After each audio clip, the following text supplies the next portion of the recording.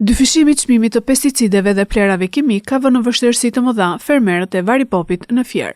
Në këtë periudhë të krahasitjes dhe plerimit të ullinjve, ata pohojnë se krahasuar me vitin e mëparshëm, dapi dhe ureja nga 40.000 lekë të vjetra për kuintal ka arritur në mbi 70.000 lekë, duke bërë situatën të papërballueshme për fermerët. Ata pohojnë gjithashtu se për shkak të lagështirës së madhe në këtë sezon, ullinjt kanë nevojë të spërkaten 2 deri në 3 herë, por me këto çmime është e pamundur.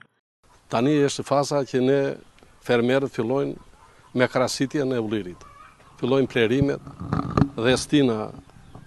Klima që kemi ka qenë një klimë jo favorizuese për bimin që kemi në lagështi e tepërt.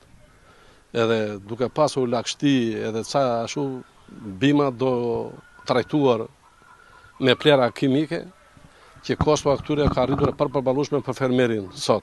Që flasim, kanë arritur deri në 2 fish rritja e çmimit të dapit dhe të ures. Ne na bënë vështirësi shumë të mëdha dhe kemi shumë familje të cilët kanë investuar goxha, por që po i lanë sepse nuk kanë mundësinë. Jam këtu në emigrimi, kam mbjell 1000 rranj ullinj. Dhe këtu është shumë kosto e lartë për të përballuar. Plerat janë shumë të shtrenjta. Jemi në fazën e krahasitjes, të bëjmë me gurkaltis për kazën e bëjmë se ka shumë smundje, ka shumë insekte. Çmimet janë shumë të larta. Të plerojmë, të bëjmë, fuqia punëtore na mungon. Jemi shumë në hall të madh, vaj nuk shitet, ulli nuk shitet, kam 1 tonë gjysmë vaj pa shitur. Fermerët gjithashtu tregojnë se për shkak të çmimeve tepër të larta të pesticideve dhe mungesës së fuqisë punëtore, shumë nga ata i kanë braktisur tokat e mbjella me ullinj, duke i lënë pa vjel, pa pleruar dhe pa krahasitur.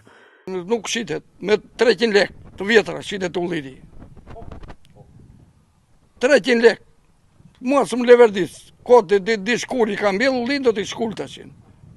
Që si përballoj do t'as me plera, 9.000 leka, 100.000 leka kumtali pleut.